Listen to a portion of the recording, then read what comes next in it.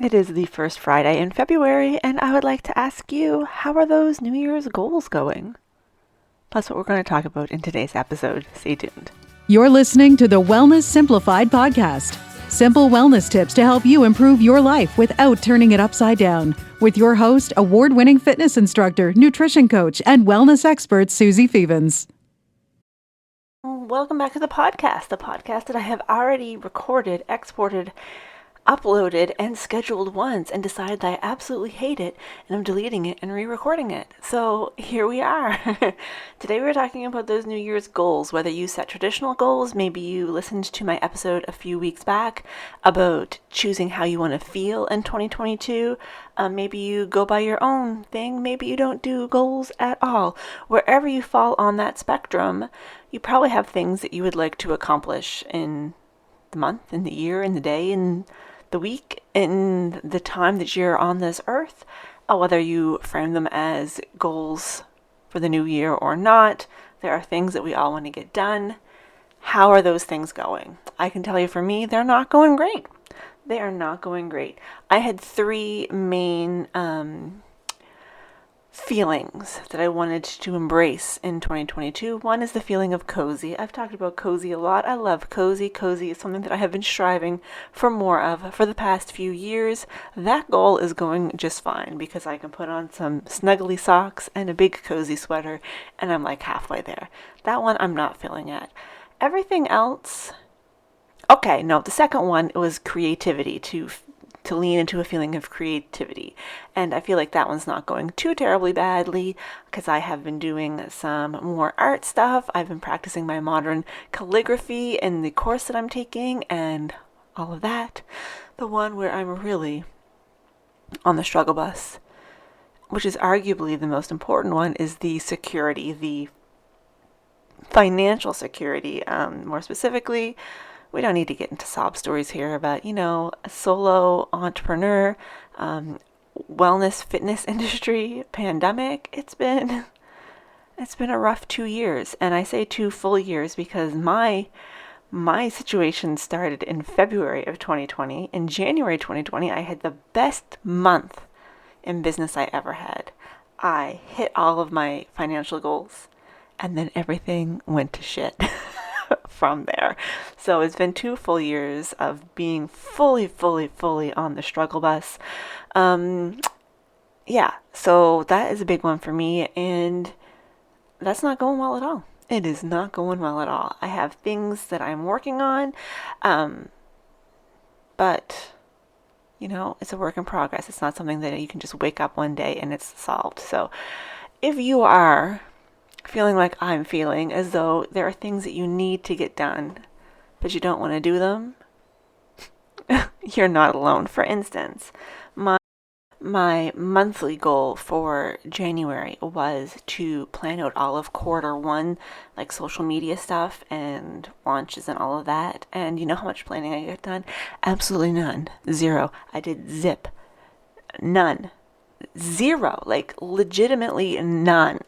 And it's probably been the least amount of planning I have done in years. And even though that was my main goal, nothing got done. I was doing lots of work. I've been doing lots of work, but I didn't do any of that. And if you are in this industry, a similar industry where social media is part of the package that you are dealing with on a day-to-day basis, you will know that planning that stuff out makes life so much easier. And I didn't really worry too much about it because we're all feeling this. We're all feeling it. Like everything is just too much. Everything is just too much. So I was a little bit easy on myself as I needed to be. Hopefully in February I will get things going. I was actually sitting there trying to use my planners to get some scheduling done this afternoon, and oh man. I'm still clearly on the struggle bus.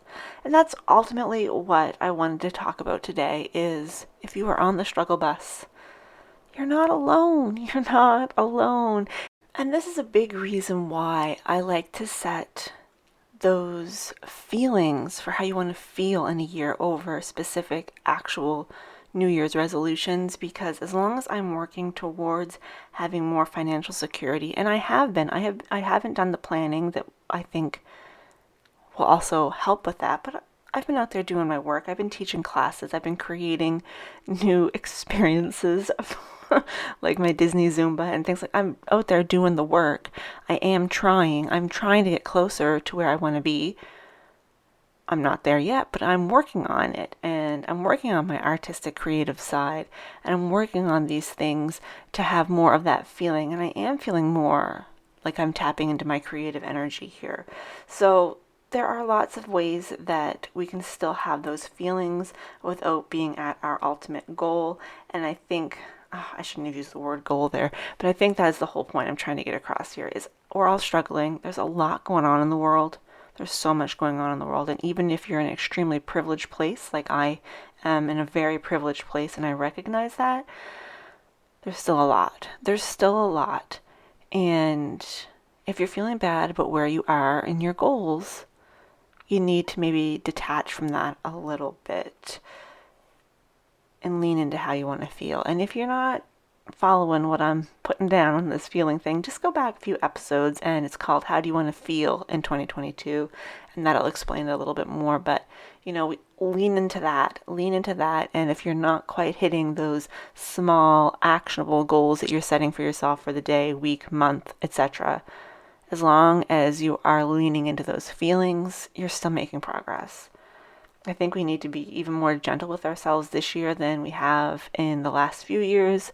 Everybody is worn down. Everybody's been through a lot. Some people have been through a lot more than others, but everyone has been through a lot. So cut yourself some slack. Just try to move towards those feelings that you want to feel. You're going to get there. I'm going to get there. We're all going to get there.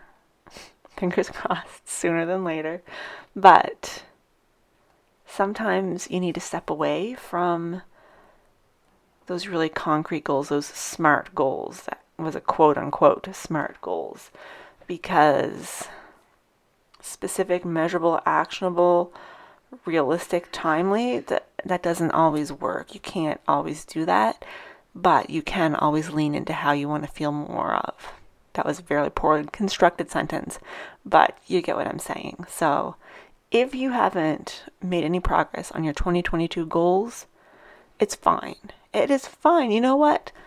Maybe you need to toss those goals in the trash can and just think, how do I want to feel? What do I want to feel more of in 2022? Go listen to that previous podcast episode. Mine are cozy, creative, and secure. You don't have to reinvent the wheel. How do you want to feel? How do you want to feel?